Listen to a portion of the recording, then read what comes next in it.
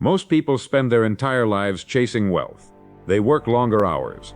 They pursue promotions. They look for opportunities. They calculate returns. They worry about money constantly. And despite all this effort, despite decades of striving, most never achieve the financial transformation they seek. They earn more than their parents. They accumulate some savings. But they never reach the state where money is abundant, where financial pressure dissolves, where wealth becomes a natural condition rather than a distant goal. And the reason for this, the reason most people remain financially strained despite years of effort, is simple. They are pursuing wealth as if it were a goal, as if it were something you chase, capture, and possess. But wealth is not a goal.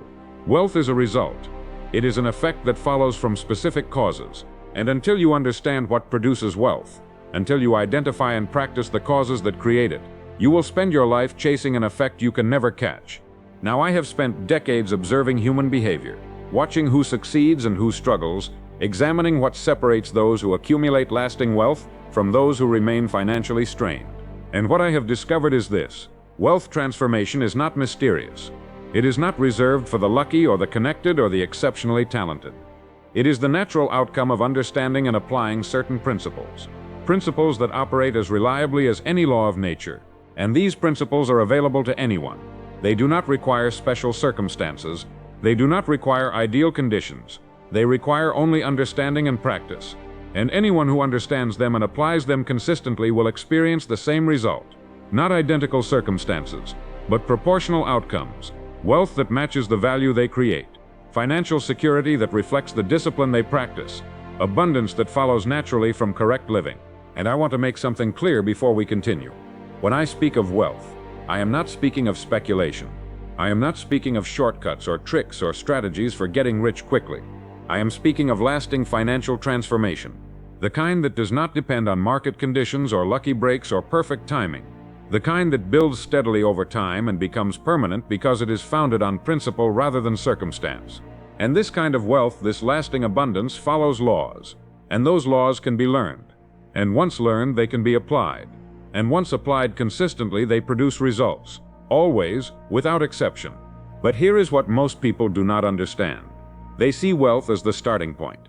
They think if I had money, then I could invest, then I could start a business, then I could build security. They believe that wealth creates opportunity. But this is backwards. Opportunity creates wealth. Value creates wealth. Thinking creates wealth. Wealth is always the result, never the cause. And so when people chase money directly, when they pursue income without understanding what produces it, they guarantee their own frustration. Because you cannot produce an effect by chasing it. You can only produce an effect by creating the causes that generate it. And here is the first cause, the first principle that produces wealth. And it is this: wealth flows to those who create value for others.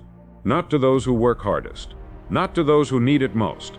Not to those who deserve it or desire it or demand it. To those who create value. Because money is simply a measure of the value you provide to others. And the more value you create, the more money flows to you. Not as a reward, not as payment for effort, but as the natural lawful consequence of providing something others want and are willing to exchange money to receive. And most people never grasp this. They think their income should match their effort. They work hard and expect to be paid accordingly. But effort alone creates nothing. Effort must be directed toward creating value, toward solving problems, toward meeting needs, toward providing something that improves someone else's condition. And when you do that, when you focus your effort on creating genuine value, money follows, not immediately, not magically, but inevitably, because the law is reliable. Value attracts money, and the greater the value you create, the greater the flow of money toward you. But creating value requires something most people never do. It requires understanding what others actually want, not what you think they should want, not what you wish they wanted, what they actually want, what they will exchange money to receive. And most people never ask this question. They focus on what they can do, what they are trained to do, what seems reasonable to offer, but they never examine whether anyone actually wants what they are offering. And so they work hard, they produce output, but they create little value, and because they create little value, they receive little money. And they wonder why their effort does not produce wealth. But the effort was misdirected. It was focused on activity rather than value.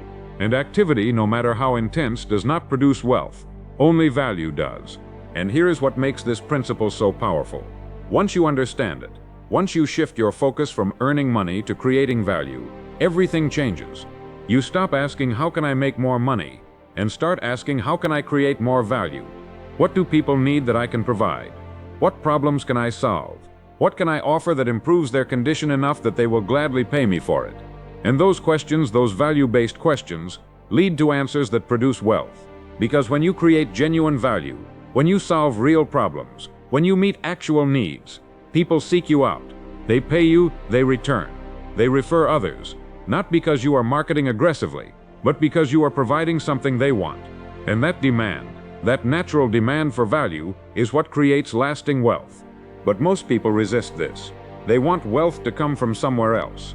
From investments, from promotions, from lucky breaks, from anything except the hard work of creating value. And so they chase returns instead of building value. They pursue income instead of developing capability. They focus on getting rather than giving. And this approach produces either temporary gains or permanent frustration. Because wealth that does not come from value creation is fragile. It depends on circumstances you do not control. But wealth that comes from value creation is stable. It depends on your ability to meet needs, and that ability, once developed, cannot be taken from you. And so this is the first principle, the foundation of all wealth transformation. Understand that wealth is a result, not a goal. Understand that money flows to value, and understand that your focus must shift from chasing money to creating value. And if you make this shift, if you direct your effort toward identifying what people need and developing your ability to provide it, wealth will follow. Not immediately, not perfectly, but progressively, steadily, until one day you look around and realize that money is no longer scarce, that opportunities are no longer rare, that financial pressure has dissolved. Not because you got lucky, not because circumstances changed, but because you understood the law and aligned yourself with it. And the law, once understood and practiced, produces results as reliably as any principle in nature. Wealth flows to those who create value for others, not to those who merely desire it. And once you understand that wealth follows value, that money flows to those who create it rather than those who chase it, the next question becomes, what determines whether your efforts to create value actually produce the wealth you seek? What separates those who work hard and remain poor from those who work hard and become wealthy? And the answer is as simple as it is profound. The difference is understanding cause and effect. Understanding that wealth, like everything else in life, follows laws. Natural laws that operate with the same reliability as gravity or motion. And these laws do not make exceptions. They do not care about your circumstances or your background or your intentions. They simply operate. And they produce results based on the causes you set in motion, whether you understand those causes or not. Now, most people do not think this way. They do not see wealth as the result of lawful causes. They see it as random, as luck, as being in the right place at the right time, as knowing the right people or having the right opportunities. And because they see wealth this way, they approach it randomly. They try this strategy, then that strategy. They follow this advice, then abandon it for different advice. They work hard for a while, then coast for a while. And they wonder why their results are inconsistent, why effort sometimes produces income and sometimes does not, why wealth seems to come and go unpredictably. But the problem is not unpredictability. The problem is that they are not operating according to law. They are not creating consistent causes. And without consistent causes, you cannot produce consistent effects. But here is what I have observed without exception. The people who build lasting wealth, who transform their financial condition permanently rather than temporarily, every one of them operates according to law. Not because they studied economics or finance, but because they recognized, through observation or instinct or trial and error, that certain actions produce certain results. That specific causes generate specific effects, and they aligned their behavior with those causes. They did not do things randomly. They did not chase every opportunity. They did not scatter their effort. They identified what produced results, and they repeated it, consistently, until the results became predictable, until wealth became not a hope or a wish, but a natural outcome of what they were doing. And the law is simple. Value creates wealth. But not all value creates wealth immediately. Not all value creates wealth proportionally. The law operates with precision. The amount of wealth you receive is determined by three factors: the quality of the value you create, the quantity of people you serve, and the difficulty of replacing you. If you create high-quality value, if you serve many people, if what you provide is difficult for others to replicate, you will accumulate wealth rapidly.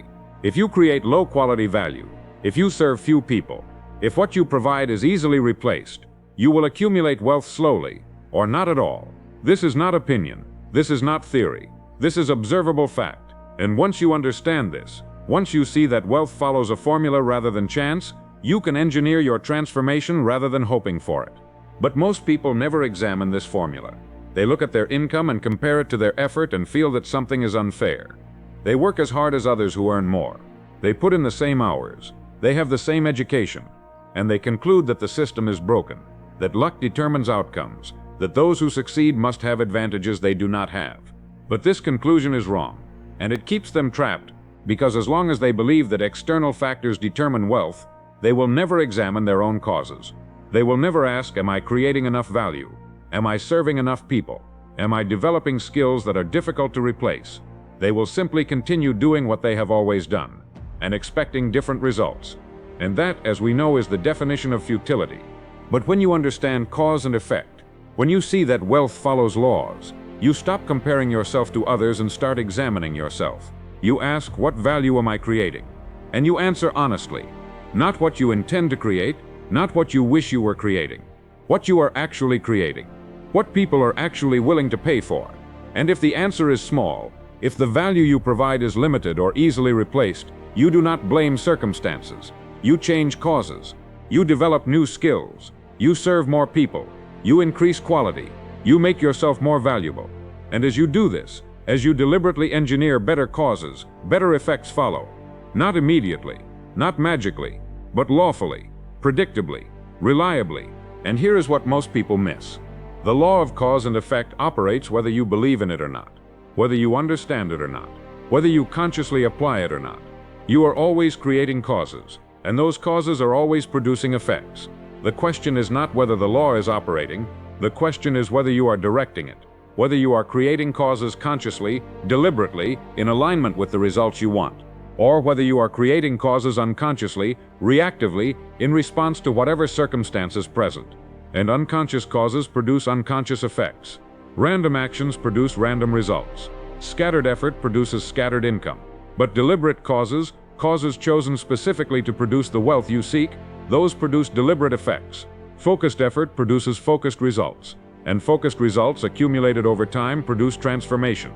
And so the practice is this. You examine every action you take, and you ask, what effect will this cause produce? If I do this work, if I develop this skill, if I serve these people, what result will follow? And you answer honestly, not based on hope, not based on what you want to be true, based on observation, based on what has actually produced wealth for others, based on the law as it operates in reality. And if the expected effect is not the wealth you seek, you change the cause. You choose different work. You develop different skills. You serve different people. You align your actions with causes that have been proven to produce the effects you want. And this is not complicated. This is not mysterious. This is simply cause and effect. Plant corn, harvest corn. Plant weeds, harvest weeds. The law does not care what you intended to plant. It produces results based on what you actually planted. And wealth is the same. Create value, receive money. Create little value, receive little money. The law is neutral. It is exact, and it operates for everyone. And once you understand this, once you accept that your financial results are effects produced by causes you are creating, everything changes. You stop feeling like a victim. You stop blaming circumstances. You stop waiting for lucky breaks. And you start engineering transformation. Deliberately, consciously, through creating causes that must by law produce the wealth you seek. And the beauty of this principle is that it removes uncertainty. Once you know the law, once you understand what causes produce what effects, wealth becomes predictable. Not in timing, not in exact amounts, but in direction. You know that if you create more value, you will receive more money. You know that if you serve more people, you will increase income. You know that if you develop rare skills, you will command higher compensation. And that knowledge, that certainty that the law will operate, gives you confidence. Not confidence that you will get rich quickly, but confidence that consistent application of correct causes will produce progressive transformation. And that confidence, that trust in the law, allows you to persist when others quit, to continue when results are delayed, to build when circumstances discourage, because you know the law is operating. You know the causes you are creating must produce effects, And you know that time will reveal what discipline has built.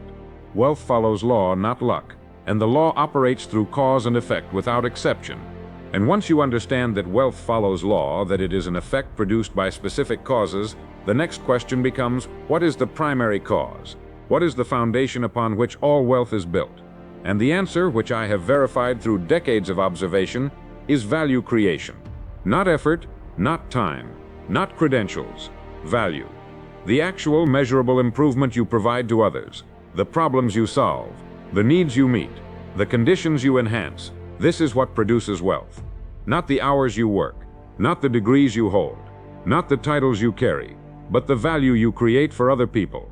And the more value you create, the more wealth flows to you. Always, without exception. Now, most people do not think in terms of value. They think in terms of compensation. They ask, what should I be paid? What is fair? What do others in my position earn? And they negotiate based on these comparisons. But this approach produces limited results, because compensation based on comparison is always constrained by averages, by what others are willing to pay for similar work, by market rates and industry standards and precedent. And those constraints guarantee that your income will never exceed ordinary levels. You may earn adequately, you may progress slowly, but you will never experience transformation, because transformation requires you to break free from comparison and focus instead on creation, on producing value so significant that people seek you out, that they pay premium rates, that they refer others, that they return repeatedly because what you provide cannot be easily replaced. And here is the law. Money is a measure of value, not a measure of effort or time or need. When you create value, when you solve problems, when you meet needs, people exchange money for that value. And the amount they pay is determined by how much they value what you provide. If what you provide saves them time, they will pay you a portion of the time saved. If what you provide increases their income, they will pay you a portion of that increase. If what you provide eliminates pain or frustration or difficulty, they will pay you based on the relief you create. And so the question is not how much should I be paid, the question is how much value am I creating? And when you shift your focus to that question, when you organize your work around creating maximum value rather than earning maximum compensation, the compensation takes care of itself. It follows automatically, because value attracts money the way a magnet attracts iron. But most people never make this shift. They remain focused on what they receive rather than what they provide. They ask for raises based on tenure or cost of living or personal need. They negotiate based on what they think is fair. But fairness is not the mechanism. Value is the mechanism. And until you accept this, until you stop asking what you should be paid and start asking what value you are creating, your income will remain limited. Because you are operating according to a false principle. You are expecting money to follow effort or time or fairness, but money follows value. Only value. And the law does not make exceptions. And here is what I want you to understand. Creating value is not complicated. It does not require genius, or exceptional talent, or rare opportunities.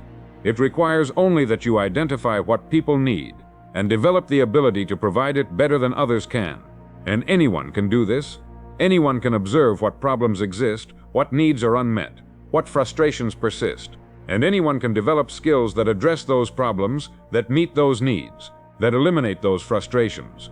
And when you do this, when you focus your effort on creating genuine value, people will pay you. Not because they like you, not because they feel obligated, but because you are providing something they want, and they recognize that the value you provide exceeds the money they are paying. And this is the key. The value you create must exceed the price you charge, always. Because if the price exceeds the value, people will stop paying. They will find alternatives. They will feel cheated. But if the value exceeds the price, if what you provide is worth more to them than what they paid, they will return. They will refer others. They will pay premium rates. They will seek you out when they have new needs, because they recognize that the exchange is favorable to them, that they are receiving more value than they are giving money. And that recognition, that awareness that the exchange benefits them, is what creates lasting demand for your services. And lasting demand is what produces lasting wealth. But here is where most people fail. They focus on extracting maximum compensation rather than delivering maximum value. They negotiate for higher rates without improving what they provide. They raise prices without increasing quality. They seek to receive more while delivering the same. And this approach produces short-term gains and long-term decline, because people are not stupid. They recognize when the value decreases or the price increases disproportionately, and they find alternatives. They seek better value elsewhere, and so income that once flowed easily begins to dry up. Clients disappear, opportunities vanish, and the person who was focused on extracting money rather than creating value discovers that wealth is not permanent when it is not founded on genuine contribution. But when you focus on value creation, when you organize your work around delivering more value than you charge for, the opposite happens. Demand increases, opportunities multiply, income grows, not through manipulation or negotiation or aggressive marketing, but through natural demand for the value you provide. People seek you out. They recommend you. They pay willingly because they recognize that what you provide is worth more than what you charge. And that recognition, that awareness of favorable exchange, is what creates the foundation for lasting wealth. And so the practice is this. You examine what you currently provide, and you ask, is the value I create greater than the compensation I receive? And you answer honestly, not based on effort, not based on time, based on results, based on the actual improvement you produce in other people's conditions. And if the value is not clearly greater than the price, you do not raise your price. You increase your value. You develop new skills. You improve quality. You serve more effectively. You eliminate waste. You enhance results, until the value you create is undeniably greater than what people are paying. And when you reach that point, when the value clearly exceeds the price, demand follows, compensation follows, wealth follows, not as a reward, but as the natural lawful result of creating value that others recognize and desire. And here is what makes this principle so powerful. It removes the need for selling. When the value you create is genuinely superior, when what you provide clearly exceeds what you charge, people do not need to be convinced. They see the value, they recognize it, and they pay willingly. They may negotiate, they may shop around, but when they compare what you provide to what others provide, when they calculate the value-to-price ratio, they choose you. Not always, not every time, but consistently enough that demand remains steady, that income remains reliable, that wealth accumulates progressively. And this is the foundation of all lasting financial transformation. Not clever strategies, not aggressive negotiation, not lucky breaks. Value creation. Genuine, measurable, recognized value. And when you organize your work around this principle, when you focus relentlessly on creating more value than you charge for, wealth becomes inevitable. Not immediate, not effortless, but inevitable. Because the law is reliable.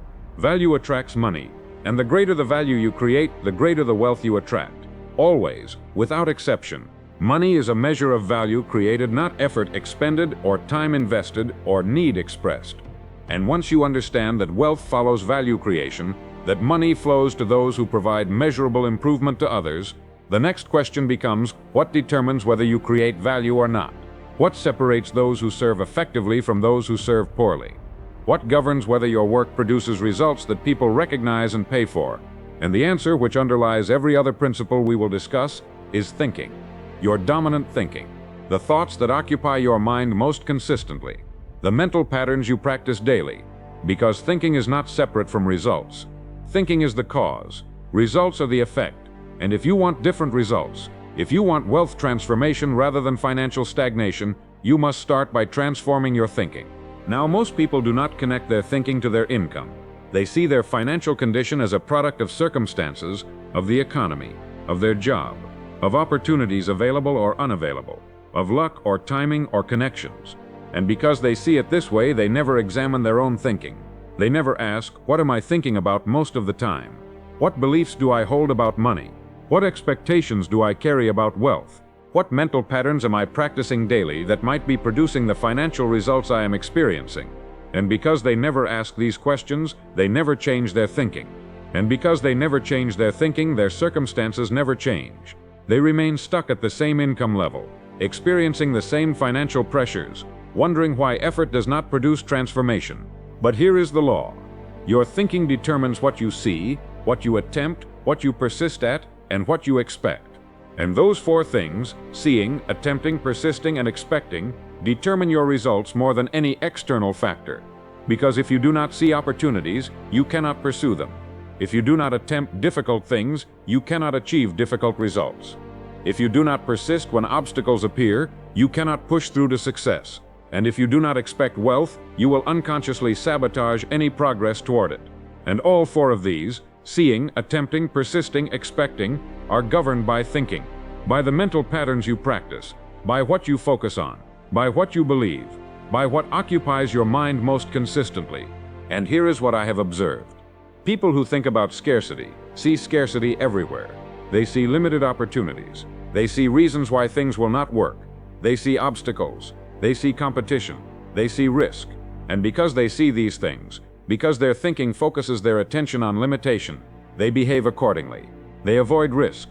They hesitate to act. They settle for small opportunities because large ones seem dangerous. And their behavior produces results that match their thinking. Small results, limited income, confirmation that opportunities are indeed scarce, and this confirmation reinforces the thinking, and the cycle continues. Scarcity thinking produces scarcity behavior, produces scarcity results, produces more scarcity thinking. But people who think about abundance see opportunity everywhere. They see needs unmet. They see problems waiting to be solved. They see gaps in the market. They see potential. They see possibility. And because they see these things, because their thinking focuses their attention on opportunity, they behave differently. They act boldly. They attempt difficult things. They persist when others quit. And their behavior produces results that match their thinking. Growing income, expanding opportunity, confirmation that abundance is real. And this confirmation reinforces the thinking. Abundance thinking produces abundance behavior, produces abundance results, produces more abundance thinking. And the difference between these two patterns is not circumstances. It is not luck. It is not talent. It is thinking. The mental patterns practiced daily. And those patterns can be changed. Not instantly, not effortlessly, but deliberately, through practice, through redirecting attention, through choosing what you will focus on. And when you change your thinking, when you shift from scarcity to abundance, from limitation to possibility, from fear to confidence, your behavior changes. And when your behavior changes, your results change. Not immediately, but progressively, until one day you look around and realize that your financial condition has transformed. Not because circumstances improved, but because your thinking changed. And your changed thinking produced changed behavior. And your changed behavior produced changed results. And so the practice is this. You examine your thinking. Not what you tell yourself you think, but what you actually think about when your mind is unguarded. When you are driving, when you are waiting, when you have a quiet moment, what occupies your mental energy? Are you thinking about what you lack or what you can create? Are you thinking about reasons things will not work or ways they might work? Are you thinking about scarcity or abundance? And you answer honestly, because your thinking, your actual dominant thinking, is producing your results. And if your results are not what you want, your thinking is not what it needs to be. And here is what makes this principle uncomfortable. It means you are responsible, not for the economy, not for your upbringing, not for the opportunities you were or were not given, but for your thinking. And your thinking determines how you respond to all of those factors. And your response determines your results. And so if you want different results, you must take responsibility for different thinking. You must stop blaming external factors and start directing internal focus. You must stop dwelling on limitation and start focusing on possibility. You must stop rehearsing failure and start rehearsing success.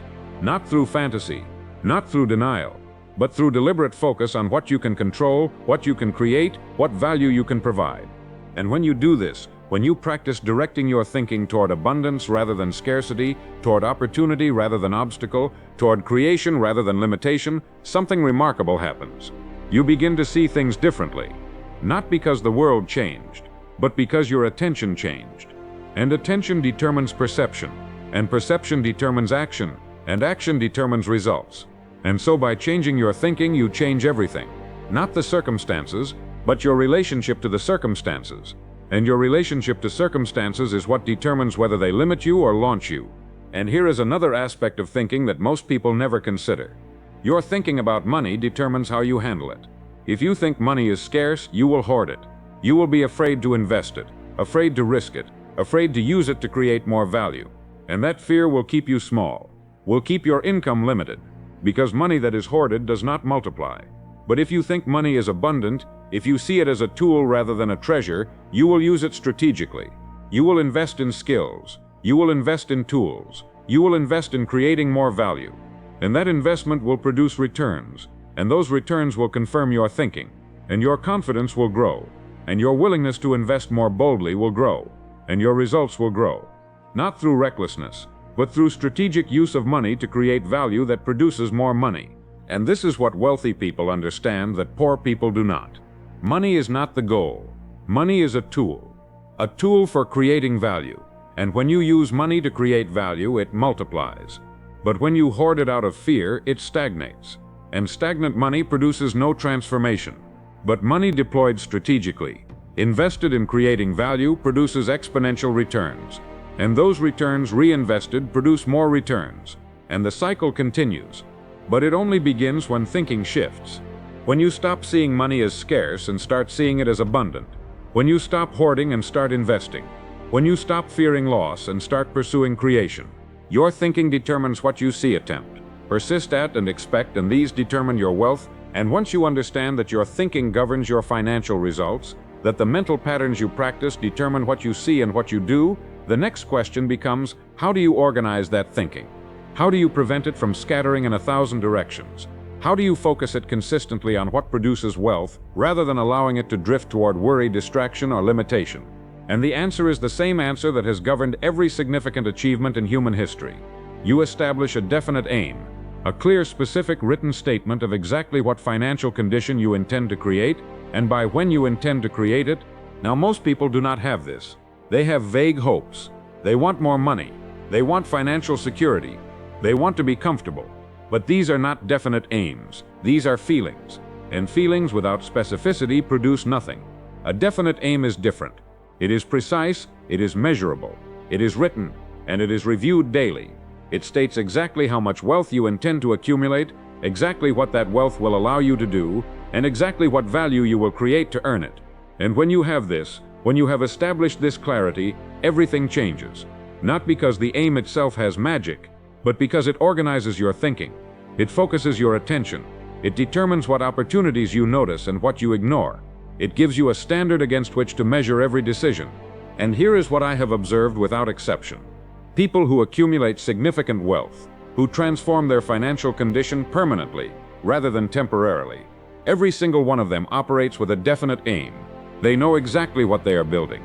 They can state their financial goal clearly. They review it regularly. And that clarity, that definite aim, organizes everything else. It determines what they learn, what skills they develop, what opportunities they pursue, what risks they take, what they say yes to and what they refuse. And because their thinking is organized around a clear target, their effort does not scatter. It compounds. Every action builds on the previous action. Every skill enhances the previous skill. And over time, this compounding produces results that seem extraordinary, but are simply the natural outcome of focused effort sustained over time. But most people never establish a definite aim. And the reason they do not is that it requires commitment. Real commitment. The kind that eliminates alternatives. The kind that forces you to choose one path and refuse all others. And most people cannot tolerate this. They want to keep their options open. They want to pursue wealth without defining what wealth means. They want flexibility. They want to be able to change their mind. And so they remain vague. They aim at nothing specific. And when you aim at nothing, you hit it with perfect accuracy. You drift. You scatter. You work hard but accumulate nothing because your effort is not organized around any clear target. And a definite aim does something else. Something most people never consider. It creates urgency. When you write down that you will accumulate a specific amount of wealth by a specific date, time becomes visible. You can calculate how much you must create monthly, weekly, daily to reach that target.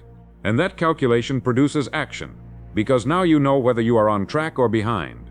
You know whether your current rate of value creation is sufficient or insufficient. And if it is insufficient, you must change something. You must create more value. You must serve more people. You must develop new skills. You must act differently. And that pressure, that healthy pressure of a deadline combined with a target, is what prevents complacency, what forces growth, what ensures that effort remains focused rather than scattered. But here is where most people make a critical error. They set the target, but they do not identify the value they will create to earn it. They write down, I will accumulate $100,000. But they do not write down what they will provide in exchange for that money. And this produces magical thinking. It produces the belief that wealth can be attracted through desire alone, through visualization alone, through positive thinking alone. But wealth does not work that way. Wealth follows value. And if you have not identified what value you will create, if you have not determined how you will serve, how you will solve problems, how you will meet needs, then your aim is incomplete. It is a wish rather than a plan. And so a proper definite aim contains three elements. First, the exact amount you intend to accumulate and the date by which you will accumulate it. Second, the value you will create to earn that amount. What problems you will solve, what needs you will meet, what improvement you will provide to others. And third, the specific actions you will take daily to create that value. What skills you will develop, what work you will perform, what people you will serve. And when all three elements are present, when your aim is complete, it becomes more than a goal. It becomes a blueprint, a plan, a map that guides every decision. And here is what happens when you operate with a definite aim.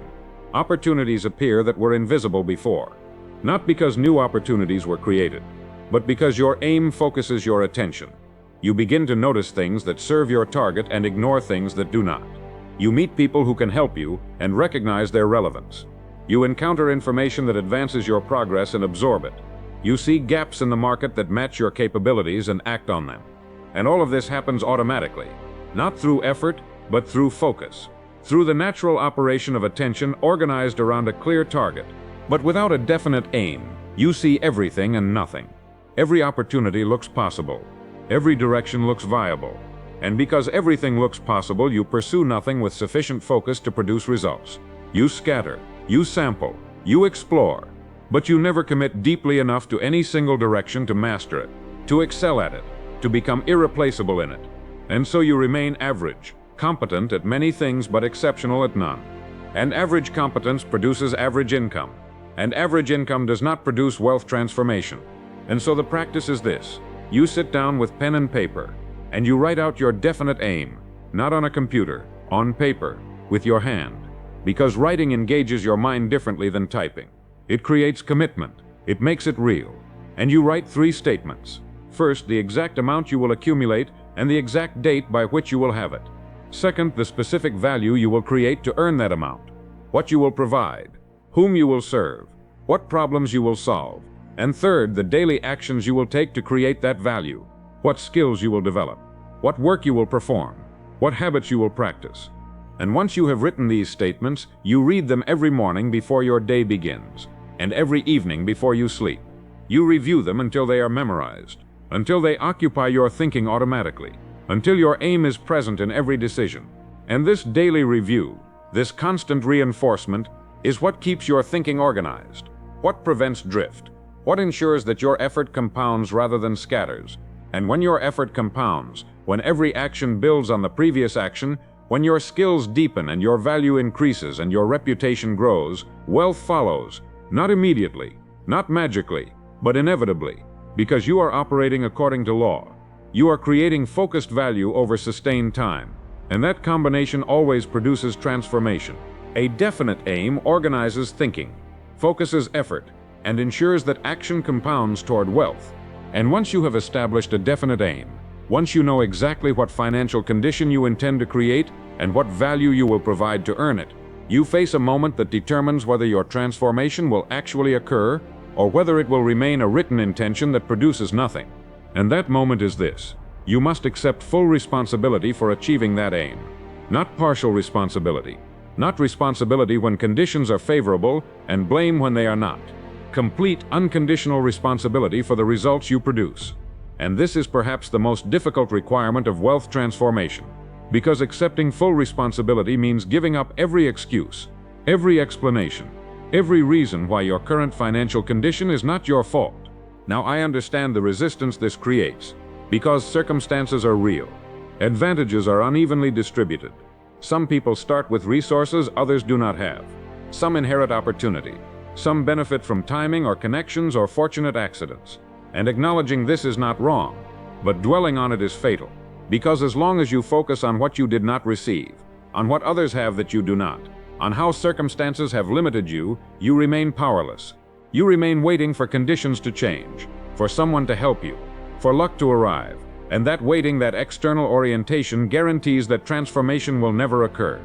Because transformation does not come from circumstances, It comes from decision, from taking full ownership of where you are, and full responsibility for changing it. And here is the law. Responsibility and control are inseparable. If you refuse responsibility, you also refuse control. If you say your financial condition is the result of the economy, of your employer, of your lack of opportunities, then you also say that you cannot change it, that you are at the mercy of those external forces. And as long as you maintain that position, as long as you refuse responsibility, you remain helpless. But the moment you accept responsibility, the moment you say my financial condition is the result of my thinking and my actions, and if I want it to change, I must change, control becomes possible, power becomes available, and transformation becomes probable. But most people will not do this. They will cling to blame. They will insist that their circumstances justify their results, that they would be wealthy if only conditions were different, if only they had been given better opportunities, if only the economy were stronger, if only their employer paid more. And they are right. Conditions could be better, but conditions will never be perfect, and waiting for perfect conditions is just another form of refusing responsibility. It is another way of saying my results are not my fault. And as long as you maintain that position, wealth will remain out of reach, because wealth does not come to those who wait for conditions. It comes to those who create value regardless of conditions. And here is what I have observed. The people who accumulate significant wealth, who transform their financial position permanently, they did not wait for favorable conditions. They acted in whatever conditions existed. They took responsibility for creating value even when circumstances were difficult, even when resources were limited, even when advantages were absent. They did not blame. They did not make excuses. They simply asked, what can I do with what I have? What value can I create right now? What problems can I solve today? And they acted on those answers, and their actions, sustained over time, produced results.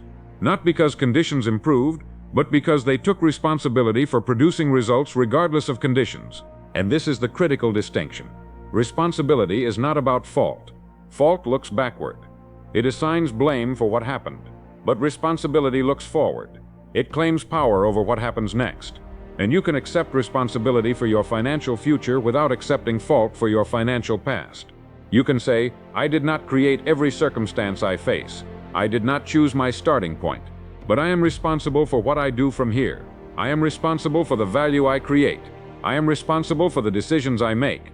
I am responsible for whether I transform my condition or accept it.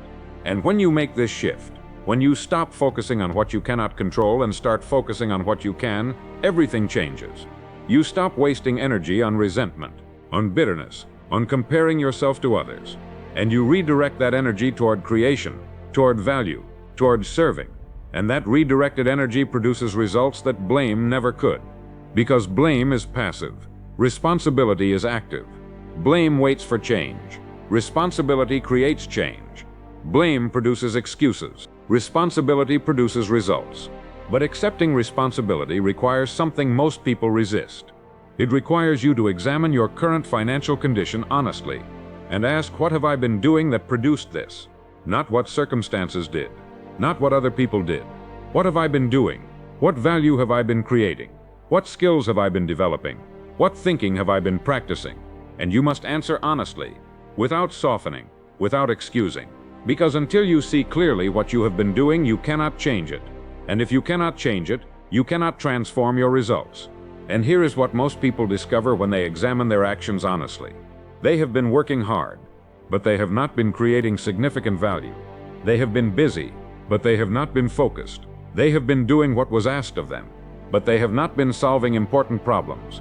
And so their income has remained limited, not because they are lazy, not because they are incapable, but because their effort has not been directed toward creating the kind of value that produces wealth.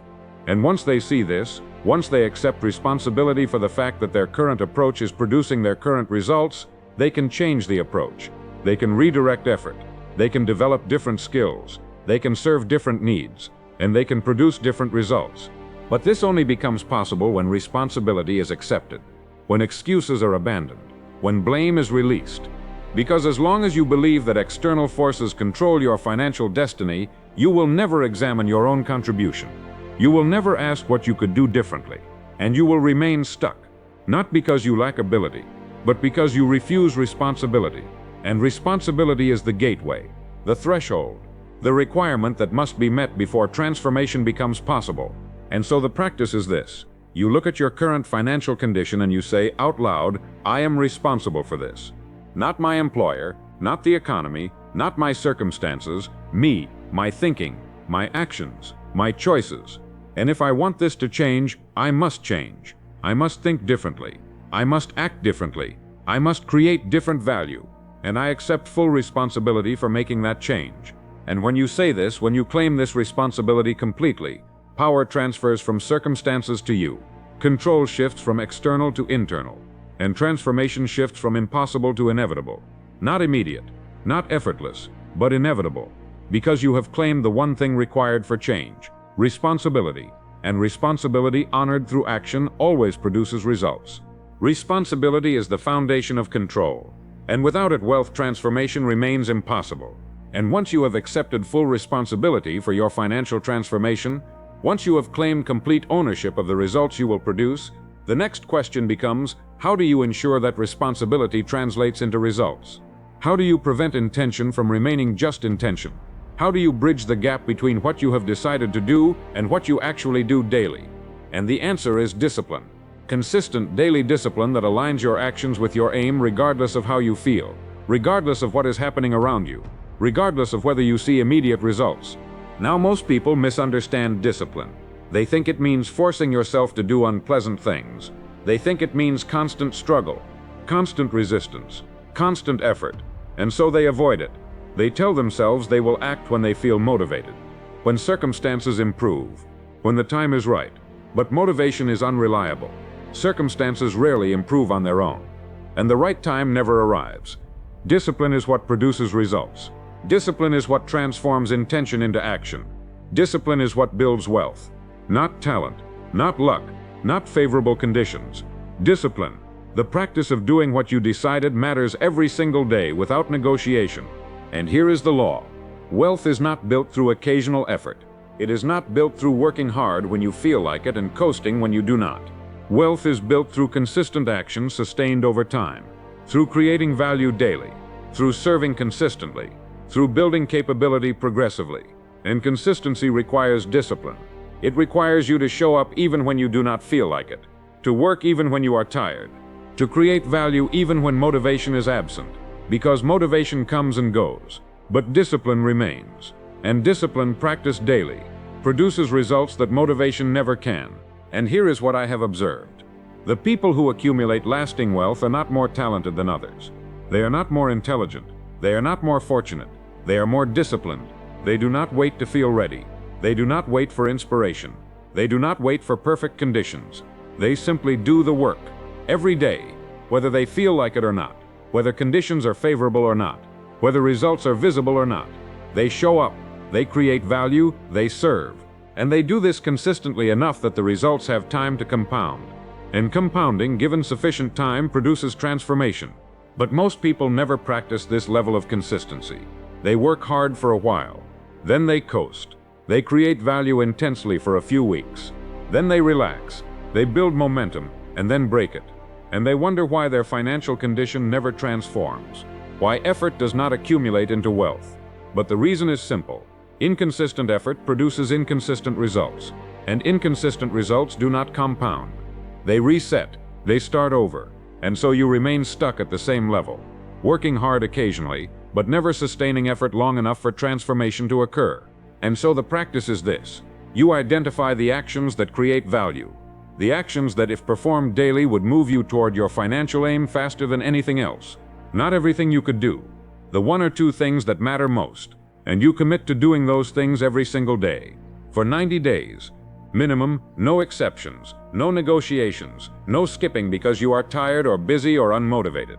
You simply do them, and you do them first, before anything else, before the demands of the day arrive, before your energy is consumed by urgency. And here is what happens when you do this. The first week is difficult. The action feels forced. It requires willpower. It requires reminding yourself why this matters. But if you continue, if you refuse to negotiate with yourself, something begins to shift. By the second week, the action feels slightly easier. By the third week, it starts to feel natural. And by the end of 90 days, it has become automatic. It is no longer something you have to decide to do. It is simply what you do.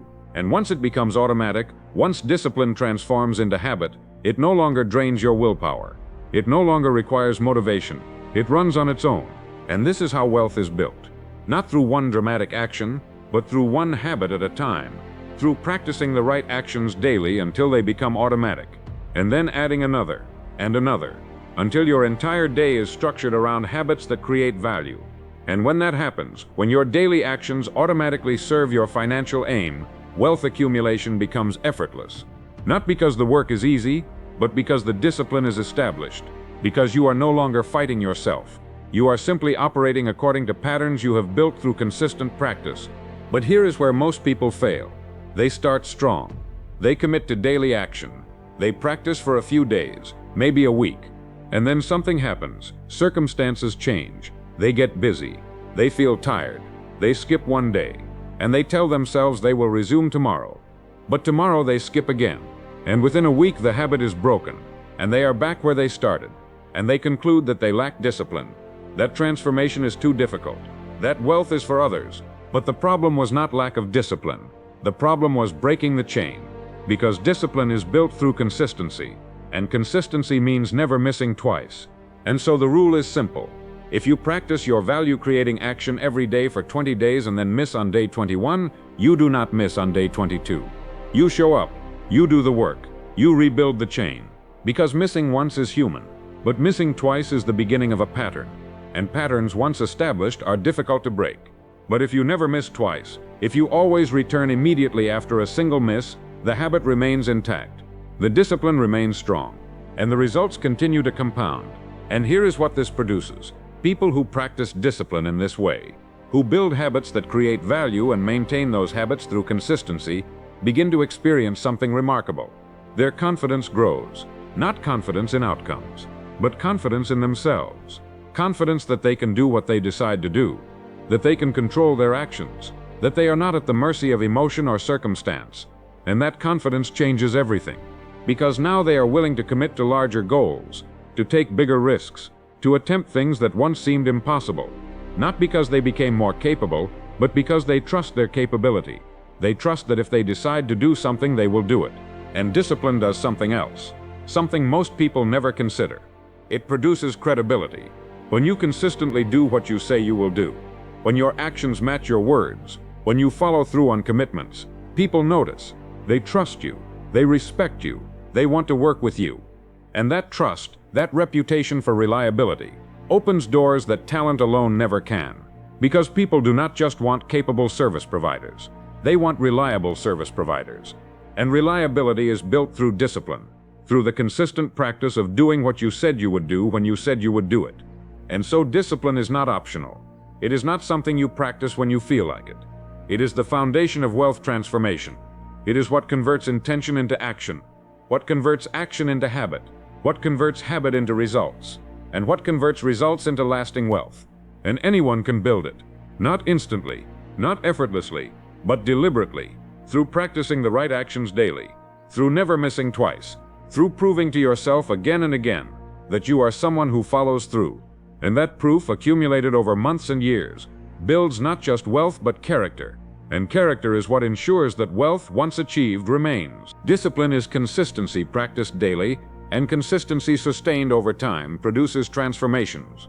And once you have established discipline, once you have built the habit of creating value daily regardless of how you feel, the next principle becomes critical. And it is a principle most people either misunderstand or ignore entirely. The principle is this: time is not neutral. Time is either your greatest ally or your greatest enemy, depending on how you use it. And how you use it determines whether your disciplined effort produces modest results or extraordinary wealth. Because the same actions performed consistently over different time periods produce vastly different outcomes. And the difference is not linear, it is exponential. And understanding this, understanding how time multiplies correct action and punishes incorrect direction, is essential to wealth transformation. Now, most people think of time as a constant, as something that passes at the same rate for everyone. And in one sense, this is true. An hour is an hour. A year is a year. But in terms of results, time is not constant at all. Because time compounds. And compounding means that the value of your effort today is multiplied by every day that follows. If you create value today, and that value produces income, that income can be reinvested to create more value tomorrow.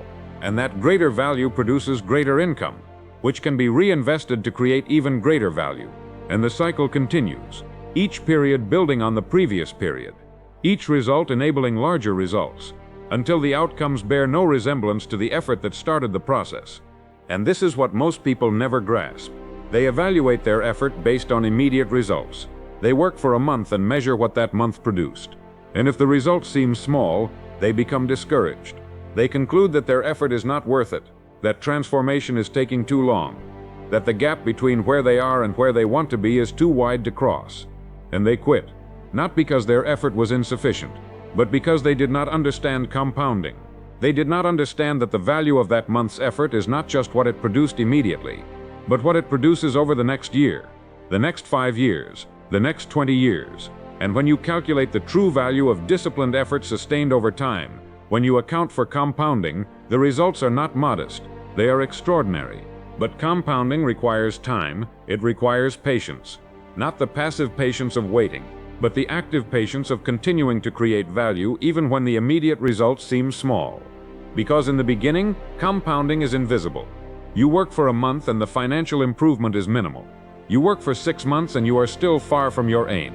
You work for a year, and the progress seems inadequate. And this is where most people quit. They expect linear results. They expect that if they work twice as hard, they will earn twice as much. But compounding does not work that way. Compounding produces small results initially and extraordinary results eventually. The curve is exponential, not linear. And if you quit during the period of small results, you never reach the period of extraordinary results. And here is the law. Correct action sustained over sufficient time always produces transformation. Always, without exception. The question is never whether transformation will occur. The question is whether you will sustain the action long enough for compounding to reveal its power. And most people do not. They work hard for 6 months and see minimal progress, and they abandon the effort, and they never discover what would have happened if they had continued for 2 years, for 5 years, for 10 years. They never experience the exponential growth that occurs when disciplined value creation is sustained long enough for compounding to take effect. And I have observed this pattern countless times. 2 people start with the same aim, the same skills, the same circumstances. They both commit to creating value daily. They both practice discipline. They both work hard. But one quits after a year because the results seem inadequate, and the other continues. And at the end of 5 years, the difference is not incremental. It is exponential. The one who quit is still earning roughly what they earned when they started, perhaps slightly more. But no transformation. The one who continued is earning multiples of what they earned at the start, not because they worked harder, but because they worked longer, because they gave compounding time to operate. And compounding, given time, produces results that seem miraculous but are simply mathematical. And so patience is not optional, but it must be the right kind of patience, not passive waiting, not hoping that circumstances will improve, but active patience. The patience that continues to create value daily while trusting that time will multiply that value. The patience that measures progress not by immediate results, but by consistency of action. The patience that understands that transformation occurs not through dramatic breakthroughs, but through quiet accumulation. And that accumulation, sustained over years, produces wealth that appears sudden to observers, but was actually built gradually through disciplined action, multiplied by time. And here is what makes this principle both encouraging and demanding. It is encouraging because it means that modest effort sustained consistently over time produces extraordinary results. You do not need to work impossibly hard. You do not need to take enormous risks. You do not need exceptional talent. You simply need to create value consistently and give time the opportunity to multiply that value. But it is demanding because it requires you to continue when results are not yet visible, to persist when progress seems slow, to trust the process when immediate evidence suggests it is not working. And most people cannot do this. They need immediate feedback, immediate results, immediate confirmation that their effort is producing transformation. And when that confirmation is not present in the early stages, they quit. They conclude that the approach is wrong, that the principle does not work, that wealth is for others. But the principle does work. It works every time, but it requires time to work. And time requires patience. And patience requires trust. Trust that correct action sustained over sufficient time must by law produce transformation. And so the practice is this. You commit to creating value daily. And you commit to continuing that practice not for a month, not for a year, but for as long as it takes for compounding to produce the transformation you seek. You stop measuring progress by immediate results and start measuring it by consistency of action. You ask not how much did I earn this month, but did I create value every day this month? Because if you created value consistently, the earnings will follow. Not immediately, but eventually. And eventually, when compounding is involved, means exponentially. And you protect yourself from discouragement by understanding the curve, by recognizing that exponential growth always looks slow at first and fast at the end, that the first year produces minimal visible results, that the second year produces modest improvement, but that the 5th year, the 10th year, the 20th year, those produce transformation that seems impossible at the start but is simply the natural outcome of compounding. And if you understand this, if you expect the slow beginning and trust the eventual acceleration, you will not quit. You will continue. And continuation, sustained long enough, always produces wealth. And here is the final truth about time. You are going to spend the next 10 years somewhere, doing something, working at something. And those 10 years will pass whether you use them strategically or not. And at the end of those 10 years, you will either have built compounding wealth through disciplined value creation sustained over time, or you will be exactly where you are now, perhaps slightly older and more frustrated. The time will pass either way. The question is, what will you build with it? Time multiplies correct action exponentially, and patience sustained through discipline produces transformations. And once you understand that time compounds correct action, that patience combined with discipline produces exponential results, the next principle becomes clear. And it is a principle that determines whether your disciplined effort continues long enough for compounding to work. The principle is this: decision must precede action. Not vague intention, not hopeful desire, not conditional commitment. Real decision. The kind of decision that eliminates alternatives, that burns bridges, that makes reversal uncomfortable. Because without this kind of decision, without firm commitment, you will not persist when difficulty arrives. You will not continue when results are delayed. You will not sustain effort when circumstances push against you. Now, most people think they have decided. They say they want wealth. They say they are committed to transformation. They write down goals. They make plans. But these are not decisions. These are preferences. And preferences change when circumstances change, when difficulty appears, when sacrifice is required, when progress is slower than expected. A preference says, I want this if it is not too difficult. A decision says, I will have this regardless of difficulty. And the difference between these two positions is the difference between those who transform and those who remain stuck. And here is the law. Indecision is costly, not just in terms of time wasted, but in terms of energy drained. Because when you have not made a firm decision, when you remain open to changing your mind, every obstacle becomes an opportunity to quit. Every setback becomes a reason to reconsider. Every moment of difficulty becomes a negotiation. Should I continue or should I try something else? Should I persist or should I pivot? Should I push through or should I give up? And these negotiations, repeated daily, consume enormous energy. Energy that could be used to create value, to serve, to build, but instead is spent in endless internal debate about whether to continue. But when you have made a firm decision, when you have committed completely, those negotiations disappear. Obstacles are not reasons to quit. They are problems to solve. Setbacks are not reasons to reconsider. They are feedback to incorporate. Difficulty is not a signal to change direction. It is a requirement of the path. And because you have decided, because reversal is no longer an option you are considering, all of your energy flows towards solving problems rather than debating whether to face them. And that unified energy, that elimination of internal conflict, is what allows you to persist long enough for compounding to work. And I have observed this pattern repeatedly. Two people start with the same aim, the same circumstances, the same initial effort, but one has made a firm decision, and the other has made a preference. And within the first year, when obstacles appear, the one with a preference quits. They tell themselves it was not the right opportunity, that timing was bad, that circumstances were unfavorable, and they move on to something else. But the one with a firm decision continues. They encounter the same obstacles, the same difficulties, but because they have decided, because quitting is not an option they are entertaining, they solve the problems, They adjust, they persist, and 5 years later, the one who decided is experiencing transformation, and the one who preferred has tried 5 different approaches and achieved nothing with any of them. And the difference was not talent, not circumstances, not luck. The difference was decision, firm, irrevocable decision. And firm decision requires something most people resist. It requires you to choose one path and refuse all others, to commit to one approach and eliminate alternatives, to declare that this is what you will do, and to remove the possibility of changing your mind when difficulty arrives. And most people cannot do this. They want to keep their options open. They want the freedom to pivot if things do not work out. They want the security of knowing they can quit if it gets too hard. But that security is false, because the option to quit makes quitting likely, and quitting guarantees that transformation will never occur.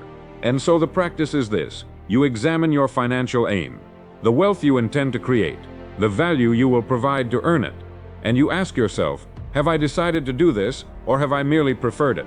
And you answer honestly, because if you have only preferred it, if you are keeping alternatives open, if you are willing to quit when difficulty arrives, then you have not decided. And without decision, discipline will not last, patience will not hold, and transformation will not occur. But if you have decided, if you have committed completely, if you have eliminated alternatives and accepted that this is what you will do regardless of difficulty, then persistence becomes automatic. Not because it is easy, but because quitting is no longer an option you are considering. And here is what makes firm decision powerful. It transforms how you interpret obstacles. When you have not decided, obstacles feel like signals that you should quit, that this path is wrong, that you should try something else. But when you have decided, obstacles feel different. They feel like challenges to overcome, like problems to solve, like requirements of the path. And because you have decided, because you are not considering quitting, you focus your energy on solving the problems rather than avoiding them. And problems, when faced with focused energy, can usually be solved. But problems, when used as excuses to quit, become insurmountable. And decision does something else. It attracts resources. When people observe that you have committed completely, that you are not wavering, that you are pursuing your aim regardless of difficulty, they want to help. They offer advice. They make introductions. They provide opportunities, not because they feel obligated, but because commitment is rare, and people respond to it. They want to be part of something that is certain rather than tentative, something that will happen rather than something that might happen. And so firm decision, visible through consistent action, attracts support that indecision never receives. But decision also requires you to accept cost, because choosing one path means not choosing others. Committing to one approach means refusing alternatives that might seem easier or faster or less risky. And most people cannot accept this cost. They want wealth without sacrifice. They want transformation without giving up anything. And so they remain uncommitted. They keep alternatives available. They hedge. They preserve the option to quit. And that hedging guarantees mediocrity. Because you cannot achieve extraordinary results with ordinary commitment. Extraordinary results require extraordinary decision. The kind that eliminates retreat, that makes continuation the only option, that accepts whatever cost is necessary to achieve the aim. And so you must decide. Not tomorrow. Not when you feel ready. Not when circumstances improve. Now, today, you must examine your financial aim and either commit to it completely or abandon it completely. But you cannot remain in the middle. You cannot keep one foot in and one foot out. You cannot pursue wealth half-heartedly and expect full results. You must decide. And once you have decided, once you have committed completely, you must honor that decision through action. Daily action. Consistent action. Action that continues regardless of difficulty, regardless of setbacks, regardless of how long transformation takes. Because decision without sustained action is just another preference. But decision honored through disciplined persistence always produces transformation. Always, without exception. Firm decision eliminates alternatives, and unified energy produces results that wavering never can. And once you have made a firm decision, once you have committed completely to your financial transformation, the next principle addresses something most people never consider. And it is this: you are not operating in isolation. You are embedded in an environment, surrounded by people, influenced by what you see, what you hear, what you consume. And that environment, those associations, those inputs, they are either supporting your transformation or undermining it. They are either reinforcing the thinking and behavior that produces wealth or reinforcing the thinking and behavior that maintains limitation. And you cannot remain neutral to this influence. You cannot absorb scarcity thinking from your environment and expect to produce abundance. You cannot surround yourself with people who accept limitation and expect to pursue extraordinary goals without resistance. Now, this does not mean you abandon relationships. It does not mean you become arrogant or superior. It means you become deliberate. You recognize that influence flows both ways, that you are shaped by what you expose yourself to, and that if you want transformation, you must align your environment with your aim. You must surround yourself with people who think differently about money, who see opportunity rather than limitation, who create value rather than complain about circumstances, not because they are better people, but because their thinking reinforces the thinking that produces wealth. And reinforcement matters, because transformation is difficult, discipline is demanding, and if your environment constantly questions your aim, constantly suggests you should lower your expectations, constantly reminds you of limitations, that environment makes persistence nearly impossible. And here is what I have observed. People who accumulate significant wealth often change their associations during the process, not because they reject old relationships, but because they need different input. They need to be around people who believe large goals are achievable, who have done what they are attempting, who can provide guidance rather than doubt. And so they seek out mentors, they join groups, they attend events, they read books, they consume content, all organized around one principle, aligning their environment with their aim. And that alignment, that deliberate curation of influence, supports their discipline when it weakens, reinforces their thinking when it wavers, provides examples when doubt appears. But most people do the opposite. They maintain associations that undermine their aims. They spend time with people who discourage ambition, who mock large goals, who explain why things will not work, and they wonder why their commitment weakens, why their discipline falters, why their confidence erodes. But the reason is simple. They are absorbing influence that contradicts their aim, and that contradictory influence, repeated daily, creates internal conflict, doubt, hesitation, and eventually abandonment of the goal. Not because the goal was impossible, but because the environment made persistence too difficult. And so the practice is this. You examine your current environment, the people you spend time with, the content you consume, the conversations you engage in, and you ask, is this environment supporting my financial transformation or undermining it? And you answer honestly, not based on affection, not based on history, based on influence, based on whether these associations reinforce the thinking that produces wealth or the thinking that maintains limitation. And if the environment is undermining your transformation, you change it, not cruelly, not suddenly, but deliberately. You reduce time with people who reinforce limitation. You increase time with people who reinforce possibility. You stop consuming content that focuses on scarcity. You start consuming content that focuses on creation. You remove yourself from conversations about lack. And this is not easy, because it often means disappointing people, people who expect you to remain as you were, who are comfortable with your current position, who feel threatened by your ambition. And when you begin to change your environment, when you begin to align your associations with your aim, these people resist. They question. They discourage. They remind you of past failures.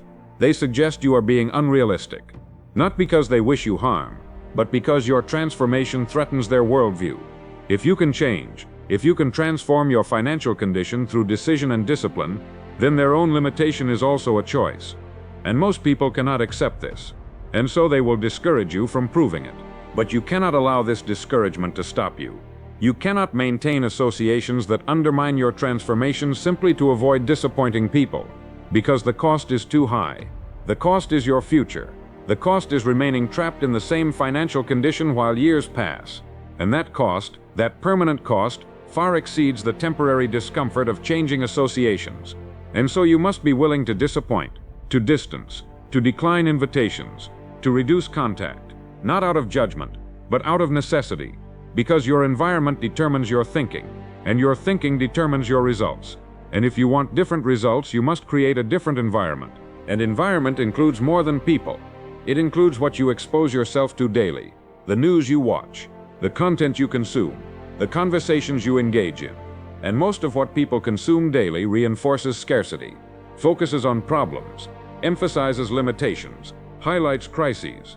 And this constant exposure to scarcity thinking shapes your worldview, makes opportunity seem rare, makes wealth seem difficult, makes transformation seem unlikely, and that worldview, reinforced daily, makes disciplined action nearly impossible. Because why work hard if opportunity is scarce? Why persist if wealth is unlikely? Why sacrifice if transformation probably will not occur? But when you change what you consume, when you deliberately expose yourself to content that focuses on creation rather than limitation, on value rather than scarcity, on possibility rather than problem, your worldview changes. You begin to see opportunities you never saw before. Not because opportunities increased, but because your attention shifted. And attention determines what you see. And what you see determines what you attempt. And what you attempt determines what you achieve. And so controlling your environment, controlling what you expose yourself to, is not optional. It is essential. It is the difference between thinking that supports wealth and thinking that maintains limitation. And here is the final truth about environment. You become like the people you spend the most time with. Not intentionally, not consciously, but gradually. Their thinking becomes your thinking. Their beliefs become your beliefs. Their expectations become your expectations. And if those people accept limitation, if they believe wealth is for others, if they see the world through scarcity, you will absorb those patterns. And those patterns will undermine every principle we have discussed. They will weaken your decision. They will erode your discipline. They will shorten your patience. And they will prevent transformation regardless of your effort. But if you surround yourself with people who create value, who pursue ambitious goals, who think abundantly, who see possibility, you will absorb those patterns instead. And those patterns will support transformation. They will strengthen decision. They will reinforce discipline. They will extend patience. And they will make wealth accumulation feel natural rather than extraordinary. Not because you became different, but because your environment shaped you differently. And environment is always shaping you. The question is whether you are shaping your environment deliberately or allowing it to shape you by default. Environment shapes thinking, and thinking shapes results, and deliberate association supports transformation. And once you have aligned your environment, once you have surrounded yourself with associations that support your transformation rather than undermine it, you arrive at a principle that many resist but none who achieve lasting wealth can avoid. And that principle is this: wealth is inseparable from service. Not service as a sentiment, not service as charity, but service as the fundamental mechanism through which wealth is created and sustained. Because money at its core is nothing more than a measure of how many people you have served and how well you have served them. And the greater your service, the greater your wealth, not as a moral reward, but as a mathematical consequence. Now this principle makes some people uncomfortable, because they see wealth and service as opposites. They see wealthy people and assume they must have taken rather than given, must have exploited rather than served, must have accumulated through selfishness rather than contribution. And yes, there are examples of wealth accumulated through extraction, through manipulation, through taking advantage, but that wealth is fragile. It depends on circumstances remaining favorable, on regulations remaining lax, on victims remaining unaware.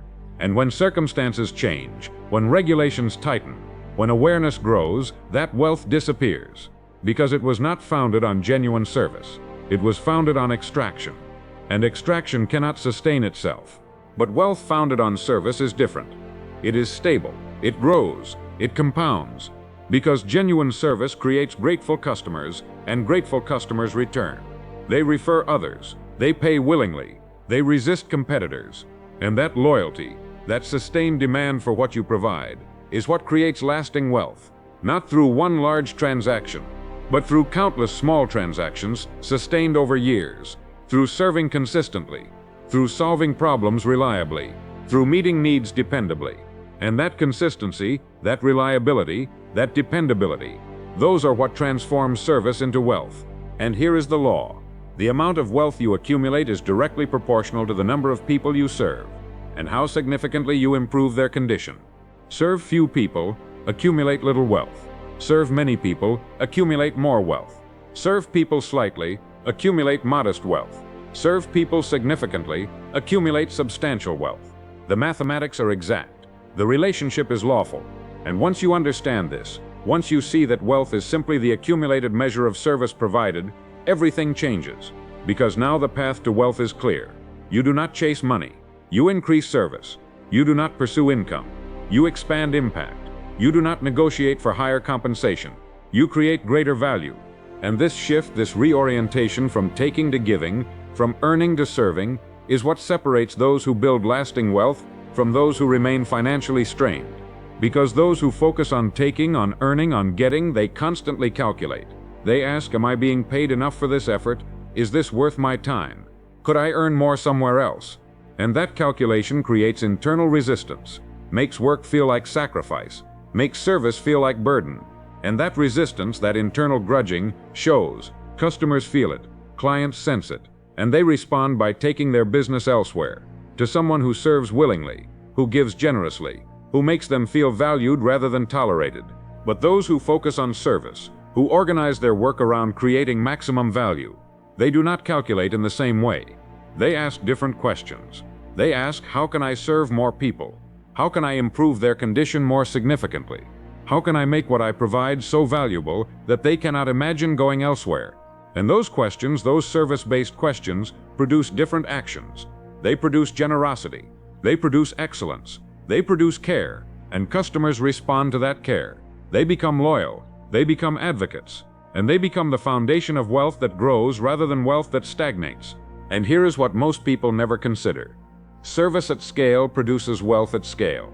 If you serve one person, you can earn modest income. If you serve 10 people, you can earn more. If you serve 100, 1,000, 10,000, 100,000 people, your wealth grows proportionally. And serving many people does not require working more hours. It requires creating value that can be scaled, that can be delivered to many without requiring your direct involvement in each transaction. And this is where most people remain trapped. They trade time for money. They serve one person at a time, and so their income is capped by their hours. But those who learn to create value that scales, who learn to serve many people simultaneously, they break through that ceiling, because their income is no longer capped by time. It is limited only by how many people they can serve. And with modern tools, with systems, with leverage, that number can be enormous. And this is not about technology alone. This is about thinking, about shifting from how much time must I give to how many people can I serve, from what is this worth per hour to what is this worth per person served. And that shift in thinking produces different decisions, different investments, different approaches, and different results, results that compound, that scale, that produce wealth not through working harder but through serving more effectively. But service requires something most people resist. It requires you to focus on the customer's need rather than your own, to organize your work around solving their problems rather than maximizing your convenience, to measure success by their satisfaction rather than your effort. And this feels backwards to people who have been taught that work is about earning, about getting paid, about securing income. But that orientation produces limited results, because customers do not care about your need to earn. They care about their need to be served. And if you serve that need excellently, they will pay you generously, repeatedly. But if you focus on your need to earn rather than their need to be served, they will pay you minimally, reluctantly, and they will leave at the first opportunity. And so the practice is this. You examine your current work and you ask, am I organizing this around my need to earn or around the customer's need to be served? And you answer honestly. Because if you are organizing around earning, around maximizing your income per hour, around extracting maximum compensation for minimum effort, your wealth will remain limited. But if you reorganize around service, around maximizing value delivered, around solving problems so effectively that customers feel they received far more than they paid for, your wealth will grow. Not immediately, but progressively, as reputation builds, as loyalty increases, as referrals multiply, and as service scales. And here is the final truth about service. It produces satisfaction that money alone never can. Because when you serve excellently, when you genuinely improve people's conditions, when you solve real problems and meet real needs, you feel it. You know you did something that mattered, something that helped, something that contributed. And that feeling, that sense of genuine contribution, is what makes wealth meaningful rather than empty, what makes accumulation satisfying rather than hollow, what makes the effort worthwhile regardless of compensation. And when service produces both wealth and satisfaction, when external results and internal fulfillment align, you have achieved something rare, something that most people never experience, not because it was unavailable to them, but because they focused on taking rather than giving, on earning rather than serving. And so they never discovered that the path to wealth runs directly through service. The wealth you accumulate equals the value you create times the number of people you serve, And so we arrive at the final principle, the understanding that brings all others together. And it is this: when you understand these principles, when you apply them consistently, when you organize your life around them, wealth is not something you chase or capture or achieve. Wealth becomes a natural condition, a state that emerges automatically from correct living, not through luck, not through special circumstances, not through shortcuts or strategies or clever manipulation, but through the lawful operation of cause and effect sustained over time. And this is what most people never grasp. They see wealth as a destination, as something separate from daily life, as a condition you reach through exceptional effort or fortunate breaks. But wealth is not a destination. It is a byproduct, the natural result of thinking correctly, deciding firmly, acting disciplined, serving excellently, and sustaining these practices long enough for compounding to work. And once you understand this, once you see that wealth follows from principles rather than circumstances, everything changes. You stop feeling anxious about money, because you know what produces it. You stop feeling envious of others, because you know they are operating according to the same laws available to you. You stop feeling victimized by circumstances, because you know that circumstances influence but do not determine outcomes. And you start feeling capable, confident, directed, because you know that if you apply the principles consistently, wealth must follow. Not immediately, not perfectly, but inevitably, because the laws are reliable, and reliability removes uncertainty. And the removal of uncertainty produces peace. And this peace, this calm confidence that comes from understanding how wealth is created, is itself valuable, more valuable than money alone. Because money without peace produces anxiety, fear of loss, constant worry about whether it will last. But peace that comes from understanding principles, from knowing that you can create wealth whenever you choose by applying those principles, that peace cannot be taken from you. That confidence cannot be shaken by circumstances, because it is founded not on what you have, but on what you know, on what you can do, on principles that operate regardless of external condition. And here is what happens when these principles become your way of operating. When they are no longer something you practice consciously, but something you embody automatically. You stop thinking about wealth as separate from life. You stop dividing your time into work that produces money and life that consumes money. Instead, you recognize that everything you do either creates value or wastes time, either serves others or serves only yourself, either compounds toward wealth or dissipates into nothing. And with that recognition, your choices become simpler. You naturally gravitate toward actions that create value. You naturally avoid actions that waste time. You naturally serve. You naturally build, not through constant effort, but through alignment, through becoming the kind of person for whom wealth-creating behavior is natural rather than forced. And this is what true transformation looks like. Not working harder, not sacrificing more, but becoming different. Thinking different thoughts, making different decisions, taking different actions, building different habits, creating different associations, serving different needs, and sustaining these differences long enough that they become permanent, that they become who you are rather than what you do. And when that happens, when the principles become your nature, wealth follows automatically. Not as a goal you pursued, but as a result you produced, as the natural, inevitable outcome of living according to laws that govern abundance.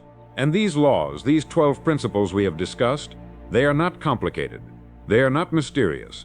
They are not reserved for the exceptionally talented or the fortunately positioned. They are available to anyone. They operate for everyone. They produce results as reliably as any law in nature.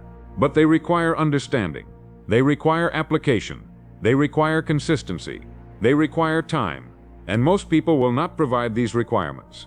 They will understand the principles intellectually but not apply them practically. They will start strong but not continue long enough. They will practice occasionally but not consistently. And so they will produce modest results. Results that confirm the principles work but do not produce transformation. Because transformation requires complete application. Sustained application. Application maintained through difficulty, through delay, through doubt, until the principles have time to compound. But for those who do this, for those who understand completely and apply consistently, for those who organize their entire lives around these principles and sustain that organization for years, transformation is not a hope, it is a certainty. Not certainty about timing, not certainty about exact amounts, but certainty about direction. Certainty that consistent application of correct principles must produce progressive improvement, must produce accumulating wealth, must produce eventual transformation. Because the laws are reliable, the principles are sound, and anyone who works with them rather than against them will experience results proportional to their application. And so this is my final message. You can transform your financial condition, not through luck, not through inheritance, not through speculation or shortcuts or strategies that bypass these principles, but through understanding and applying the laws that govern wealth, through recognizing that wealth follows value, that value follows service, that service follows thinking, that thinking can be directed, that direction requires a definite aim, that aims require responsibility, that responsibility requires discipline, that discipline requires decision, that decision requires time to compound, that compounding requires environment to support, that environment shapes whether service continues, and that service sustained over time produces wealth automatically. These are not theories. These are not philosophies. These are laws, verified through observation, confirmed through application, proven through results, and they are available to you, right now, today. Not when circumstances improve, not when you feel ready, not when someone gives you permission.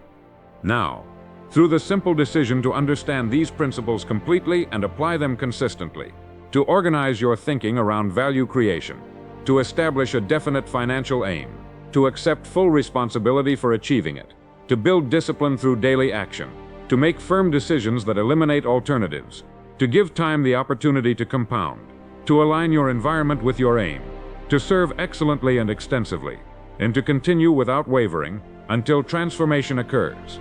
And if you do this, if you commit to this path, if you honor these principles through sustained practice, wealth will follow, not as a reward for effort, but as the natural lawful result of causes you have set in motion. And that wealth, because it is founded on principles rather than circumstances, will be lasting, will be stable, will be permanent, because you will have learned not just how to accumulate money, but how to create value. And the ability to create value cannot be taken from you, cannot be lost through economic shifts, cannot disappear through circumstance. It is yours, permanent, and it ensures that wealth once achieved remains. Wealth is not pursued but produced through principles applied consistently until transformation becomes permanent.